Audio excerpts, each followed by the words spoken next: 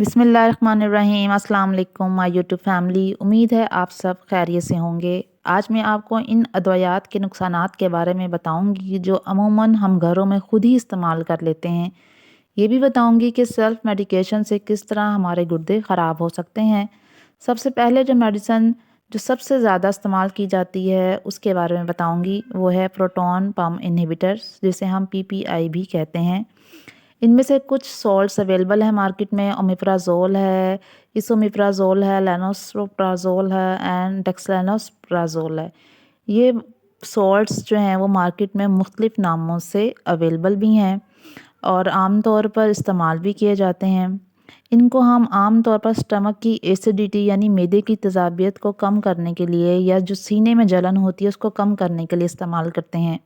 ان کو کھانے سے معدے میں تیزاب کم بنتا ہے۔ وقتی طور پر تو ہمیں آرام بھی آ جاتا ہے، لیکن اگر ہم لمبے عرصے تک مسلسل کھائیں تو یہ صحت کے لیے بہت زیادہ نقصان دہ ہو جاتی ہیں۔ مثلاً ان سے گردے خراب ہو جاتے ہیں، گردوں کا کام متاثر ہو جاتا ہے، یا گردوں میں موجود جو چھوٹی چھوٹی جو نالیاں ہوتی ہیں جنہیں ہم کڈنی ٹوبیولز بھی کہتے ہیں، ان میں سوزش آ جاتی ہے اور خون صحیح طریقے سے فلٹر ہی نہیں ہوتا۔ دیکھا جائے تو گردوں کا کام ہی فلٹر کرنا ہے اور جسم سے ویسٹ مٹیریل کو باہر نکالنا ہے۔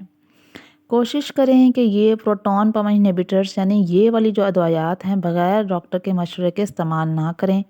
کوشش کریں کہ بغیر ضرورت لمبے عرصے تک بھی ان میڈیسنز کا استعمال نہ کریں۔ معدے کے مسائل سے آپ اپنا لائف سٹائل چینج کر کے جان چھڑا سکتے ہیں۔ ہمیں چاہیے وزن کم کریں، کھانا بھوک رکھ کر کھائیں، بازار کی اور مرچ مسالوں والی چیزوں کا استعمال نہ کریں۔ کھانے کے بعد ہم چاہیں تو سونف اور الائچی کا قہوہ سٹیم کر کے پی سکتے ہیں۔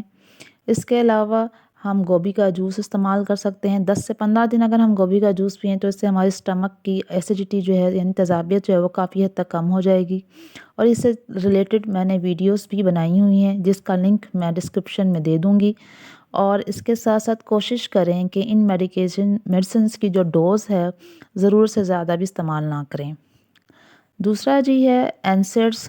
اس کیٹیگری میں بہت ساری میڈیسنز آ جاتی ہیں، جیسے ایسپرین ہے، نیپروکسن ہے، آئبوبروفین ہے اور ڈکلوفینک ہے۔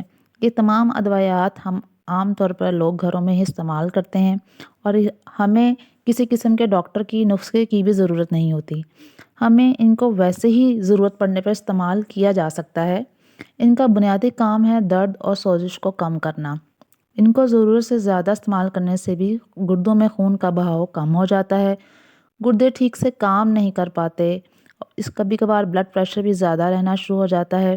اس کے ساتھ ساتھ کچھ بنیادی علامات بھی ظاہر ہونا شروع ہو جاتی ہیں، جیسے کہ زیادہ تھکاوٹ رہتی ہے، پیٹ میں درد ہونا شروع ہو جاتا ہے کچھ لوگوں کے پاؤں میں سوزش آ جاتی ہے، ہاتھ بھی سوجنا شروع ہو جاتے ہیں، پیشاب یا تو کم آنا شروع ہو جاتا ہے یا بہت زیادہ آنا شروع ہو جاتا ہے، کچھ لوگوں کو الٹیاں لگ جاتی ہیں، ہاتھ اور پاؤں سن رہنا شروع ہو جاتے ہیں وغیرہ وغیرہ۔ کچھ لوگوں کو علامات ظاہر نہیں بھی ہوتی۔ ایسے لوگ جن کو پہلے ہی گردوں کا مسئلہ ہے وہ ڈاکٹر سے پوچھے بغیر ان ادویات کا بہت لمبے عرصے تک استعمال نہ کریں۔ جن لوگوں کو گردوں کے علاوہ لیور یعنی جگر یا دل کے کوئی بھی مسائل ہیں، ان کو بھی چاہیے کہ وہ ڈاکٹر سے پوچھ کر ان ادویات کا استعمال کریں۔ تیسرا ہے جی اینٹی بایوٹکس۔ اینٹی بایوٹکس عام طور پر ہم انفیکشنز کو ختم کرنے کے لیے استعمال کرتے ہیں۔ اینٹی بایوٹکس مختلف طرح کی ہو سکتی ہیں، لیکن وہ اینٹی بایوٹکس جو آپ کے گردوں کو متاثر کرتی ہیں ان میں زیادہ اہم جو ہیں وہ ہیں امائنو گلائکوسائڈس، سفیلوسپورنز اینڈ بیسیٹریسن۔ ان گروپس میں جب ہم کوئی بھی میڈیسن لیتے ہیں یا لمبے عرصے کے لیے استعمال کرتے ہیں تو اس سے گردوں کا بہت زیادہ انفیکشن ہونے کے چانسز ہوتے ہیں۔ جو بھی لوگ ان میڈیسن کو استعمال کریں کوشش کریں کہ ساتھ ساتھ گردوں کا ٹیسٹ بھی کرواتے رہیں۔ ڈاکٹر کے مشورے سے ہی یہ میڈیسنز لیں۔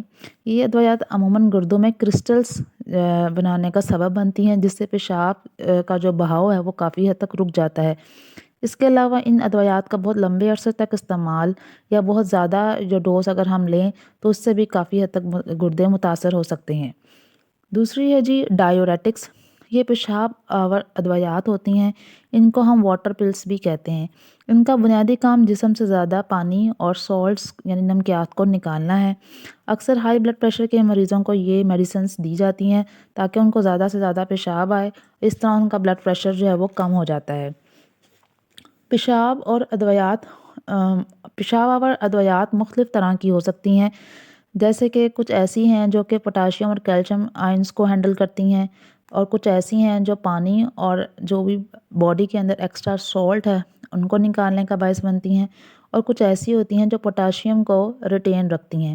عام طور پر یہ تمام ادویات جو ڈائیورٹکس ہوتی ہیں وہ ہماری جسم کے اندر آئنز کو بیلنس میں رکھتی ہیں۔ اگر ہم انہی پیشاب آور ادویات کا زیادہ استعمال کرنا شروع کر دیں تو ہمارے جسم کے اندر جو آئنز کا بیلنس ہے وہ خراب ہونا شروع ہو جاتا ہے، جس سے ہماری کڈنی کافی حد تک متاثر ہو جاتی ہیں۔ بعض اوقات ان ادویات کا اگر ہم بہت زیادہ استعمال کریں تو جسم کے اندر ڈی ہائیڈریشن ہونا شروع ہو جاتی ہے، پانی کی کمی ہونا شروع ہو جاتی ہے۔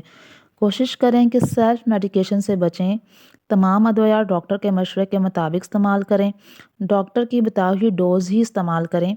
زیادہ لمبے عرصے کے لیے اگر استعمال کر بھی رہے ہیں تو ساتھ ساتھ اپنا کڈنی فنکشن ٹیسٹ جو ہے وہ کرواتے رہیں، تاکہ آپ کو پتہ لگے کہ آپ کا جو کڈنی کا جو فنکشن ہے وہ ٹھیک ہے یا نہیں، یعنی کڈنی اپنا کام صحیح طریقے سے کر پا بھی رہی ہیں یا نہیں۔